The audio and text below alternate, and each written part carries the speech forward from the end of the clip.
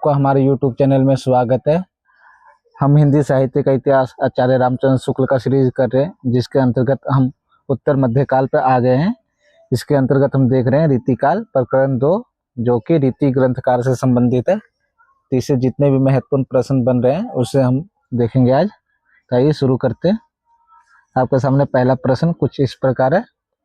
मंडन द्वारा निम्नलिखित में से रचना नहीं है। यहाँ मंडन के जो भी महत्वपूर्ण रचना है वो दी गई है, आपको बताना है कि इनमें से कौन सा उनके द्वारा लिखित नहीं है। ऑप्शन ए रस रत्नावली, ऑप्शन बी जनक पच्चीसी, ऑप्शन सी जानकी जू को ब्याह, ऑप्शन डी नैन पच्चीसी। तो आपके सामने 4 ऑप्शन दिए गए, तो इसका जो आंसर होगा वो ऑप्शन डी सही होगा। ये नैन पच्चीसी नहीं, यहाँ पे नैन पचासा होना चाहिए, ठीक है, क्योंकि इनका जो नैन पच्चीसी कोई ग्रंथ नहीं है, नैन पचासा है। तो ये 4 महत्वपूर्ण मंडन के ग्रंथ हैं, ठीक है। इनका एक जो है रस विलास भी है, जो कि रस विलास को लेके अनेक रीति ग्रंथकार ने रचना की है। तो इनका भी एक रस विलास नाम का एक ग्रंथ लिखे हैं, ठीक है। अगला प्रश्न, प्रश्न संख्या 2। किसके आश्रय में अपना ललित ललाम नामक अलंकार ग्रंथ लिखा है? तो अलंकार ग्रंथ किसका है पहले ये बता दीजिए। तो जो ललित ललाम जो है वो किसकी ग्रंथ रचना है? तो ये जो है मती राम की रचना है, ठीक है। किसकी रचना है? ये मती राम की ललित ललाम। और ये किसके आश्रय में लिखा है आपको बताना है। Option A Maharaja Bhav Singh, option B Shambhunath Solanki, option C Shahjahan, option D Maharaja Bhosle.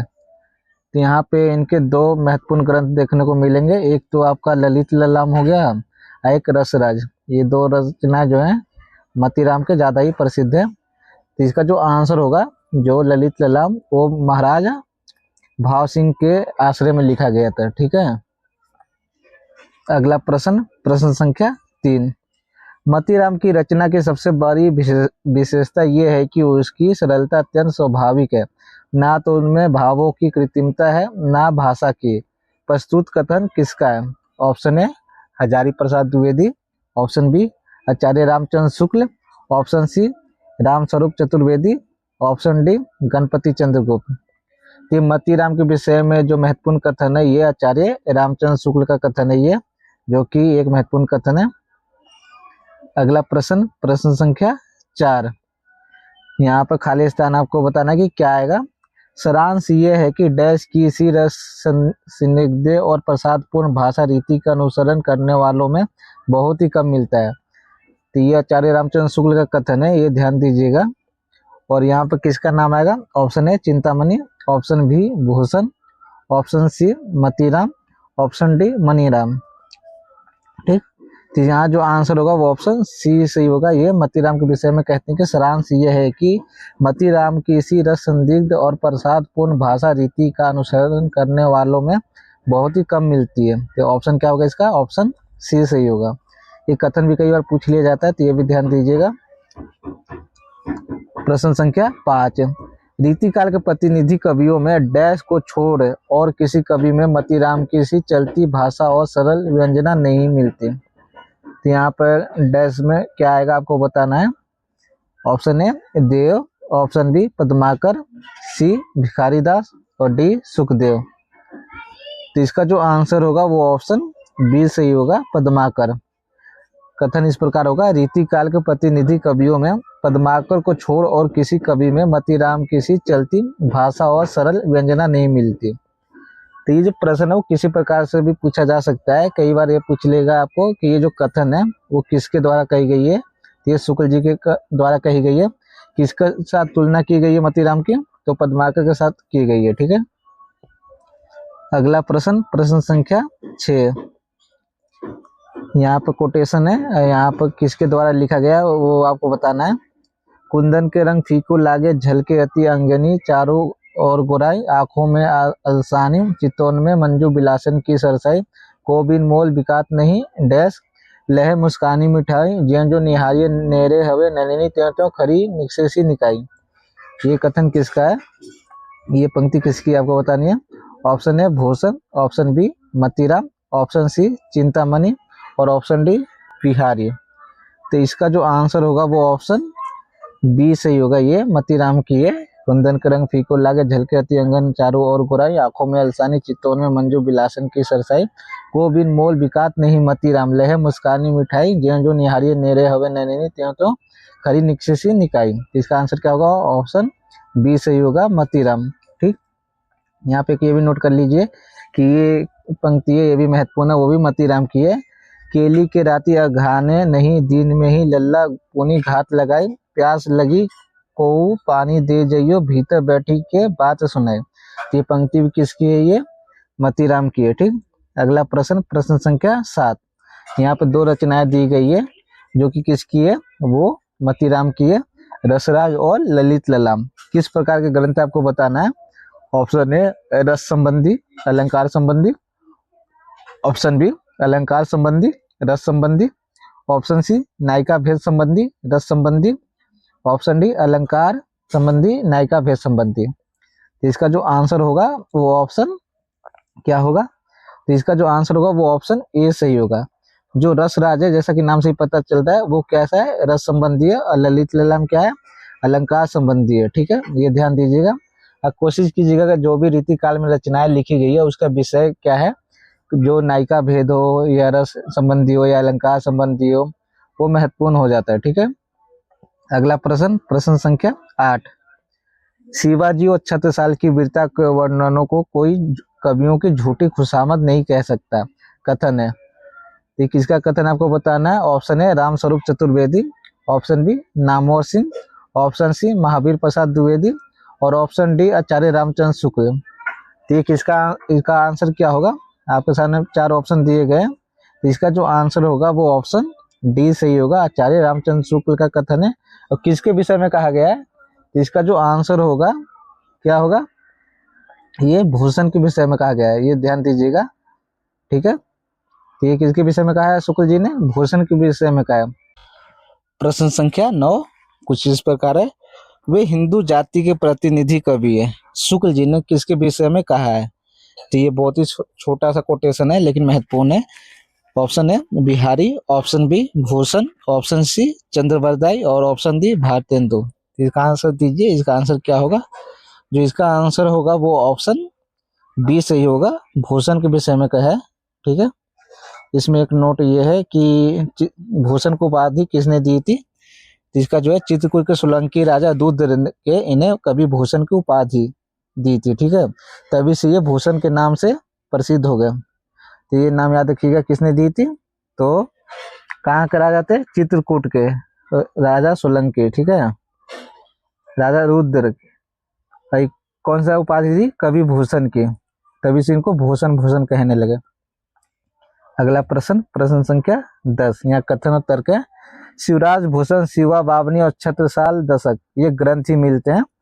तर्क, इसके अतिरिक्त 3 ग्रंथ और कहे जाते हैं, भूषण उल्लास, दूषण उल्लास और भूषण हजारा। तो ये शिवाजी भूषण के विषय में क्या है सही है आपको बताना है।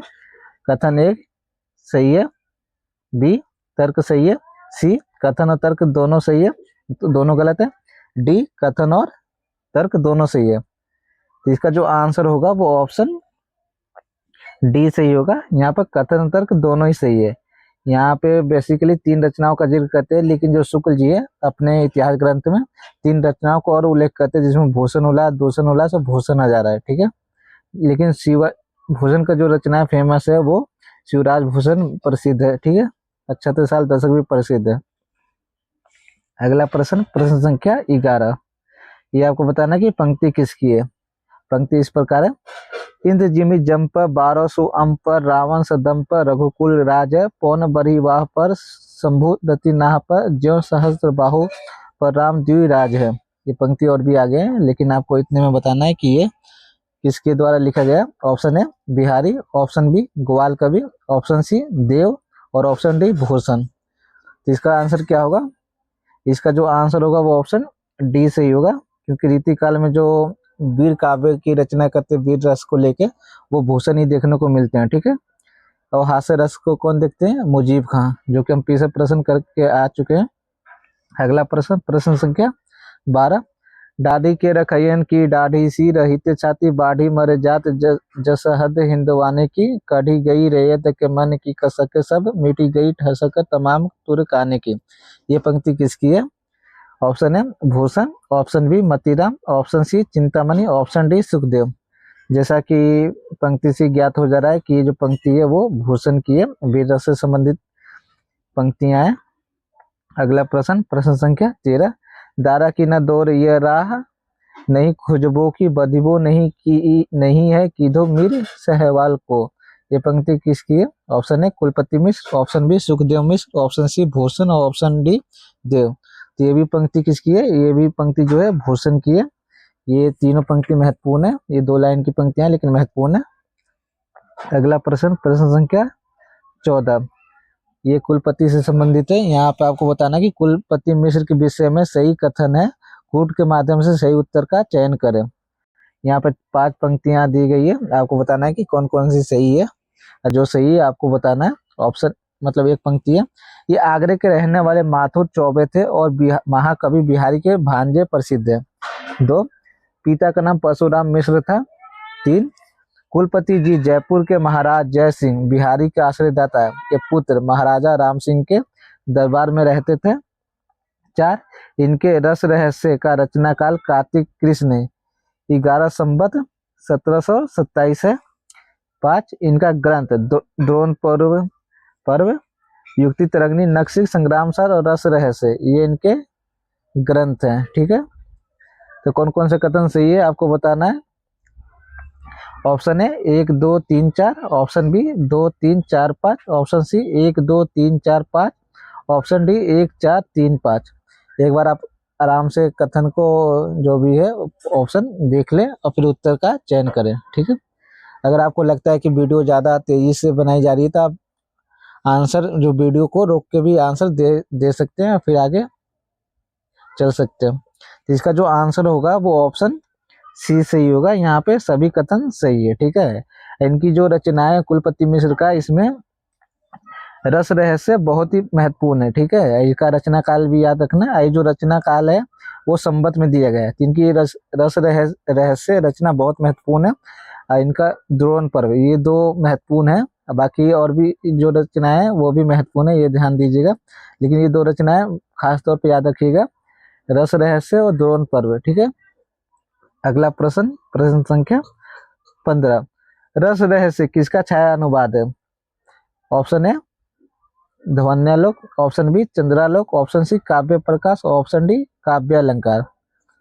तो आपको बताना है कि जो रस रहस्य लिखा गया है कुलपति मिश्र द्वारा, उन्होंने किसके आधार पर लिखा गया है। ठीक है, इसका जो आंसर होगा वो ऑप्शन क्या होगा? ऑप्शन सी सही होगा। ठीक है, काव्य प्रकाश। काव्य प्रकाश किसकी रचना है? तो ये जो रचना है वो मम्मट की है। ठीक है, मम्मट के आधार बनाकर उन्होंने काव्य प्रकाश को लिखा है। ठीक है, अगला प्रश्न, प्रश्न संख्या 16, सुखदेव के विषय में सही कथन नहीं है। तो यहाँ पे आपको बताना है कि कौन सा ऑप्शन सही है। ठीक, ऑप्शन है सुखदेव मिश्र दौलतपुर जिला रायबरेली में इनके वंशज अब तक है। ऑप्शन बी पंडित महावीर प्रसाद द्विवेदी ने इनका एक अच्छी जीवन वृत्त सरस्वती पत्रिका में लिखा था। ऑप्शन सी सुखदेव मिश्र का जन्म स्थान कंपीला था, जिसका वर्णन इन्होंने अपने छंद विचार में किया है। ऑप्शन डी इनके 7 ग्रंथ इनके 7 ग्रंथों का पता अब तक है। वृत्त विचार, छंद विचार, फाजी कली प्रकाश, रसावर, श्रृंगार लता, अध्यात्म प्रकाश, दशरथ राय। तो इसका आंसर क्या होगा? ये बहुत ही महत्वपूर्ण प्रश्न है। एक प्रश्न के अंतर्गत सुखदेव में से जो भी महत्वपूर्ण तथ्य निकलते हैं उसमें समाहित कर लिया गया। इसका जो आंसर होगा वो ऑप्शन सी सही होगा। ठीक, क्योंकि सी जो ऑप्शन है वो गलत है। क्यों गलत है? क्योंकि इन्होंने सुखदेव मिश्र का जन्म स्थल कंपीला है, जिसका वर्णन उन्होंने छंद विचार में नहीं किया है। किसमें किया है? उन्होंने इसका वर्णन जो है वृत्त विचार में किया है। ठीक है, किसमें किया? वृत्त विचार में। बाकी सभी कथन सही है। ठीक है, अगला प्रश्न, प्रश्न संख्या 17, छंद शास्त्र पर इनका सा विशद निरूपण और किसी कवि ने नहीं किया है। ये जैसे पंडित थे वैसे ही काव्य कला में निपुण थे। तो ये कथन किसका है? Option A Hazari Prasad Dwivedi, option B Acharya Ramchandra Shukla, option C Ramswaroop Chaturvedi, option D Ganpati Chandra Gupta. तो इसका जो आंसर होगा वो ऑप्शन बी सही होगा। ये आचार्य रामचंद्र शुक्ल का कथन है। ठीक, इससे संबंधित एक नोट ये याद रखिएगा कि फाजी कली प्रकाश और रसावन दोनों में श्रृंगार रस के उदाहरण बहुत ही सुंदर है। ठीक है, किसमें? फाजी कली प्रकाश और रसावन में। अगला प्रश्न, प्रश्न संख्या 18। यहाँ पर पंक्ति दी गई है, आपको बताना है कि किसके द्वारा लिखी गई है। ठीक है, ननद निनारी सासु माय के सिधारी अहे रैन अंधियारी भरी सूझत न करू है पीतमुख गौन कविराज न सोहाते मौन दारू न बहत पौन लागे मेघ झरी है। ये पंक्ति किसके द्वारा लिखी गई है? ऑप्शन है सुखदेव मिश्र, ऑप्शन बी देव, ऑप्शन सी चिंतामणि और ऑप्शन डी बिहारी। तो इसका जो आंसर होगा वो ऑप्शन ए सही होगा। ये सुखदेव ने लिखा है। तो सुखदेव से जो भी महत्वपूर्ण प्रश्न बन रहे थे वो हमने देख लिया है। प्रश्न संख्या 19, कालिदास की रचना नहीं है। तो कालिदास जो है, कालिदास त्रिवेदी इनका पूरा नाम है, ये ध्यान रखिएगा। क्या नाम है इनका पूरा? कालिदास त्रिवेदी। ठीक, त्रिवेदी। तो option A Kalidas Hazara, option B Hazira Band, option C Radha Madhav Buddh Milan Vinod, option D Var Vadhu Vinod. तो इसका आंसर क्या होगा कि कौन सा नहीं है? तो इसका जो आंसर होगा वो ऑप्शन बी सही होगा। हजीराबाद नाम की कोई रचना नहीं है, इनका जो नाम है वो जजीराबाद है। ठीक है, तो इसका आंसर क्या होगा? ऑप्शन डी सही होगा। इस सेशन का आखिरी प्रश्न, प्रश्न संख्या 20।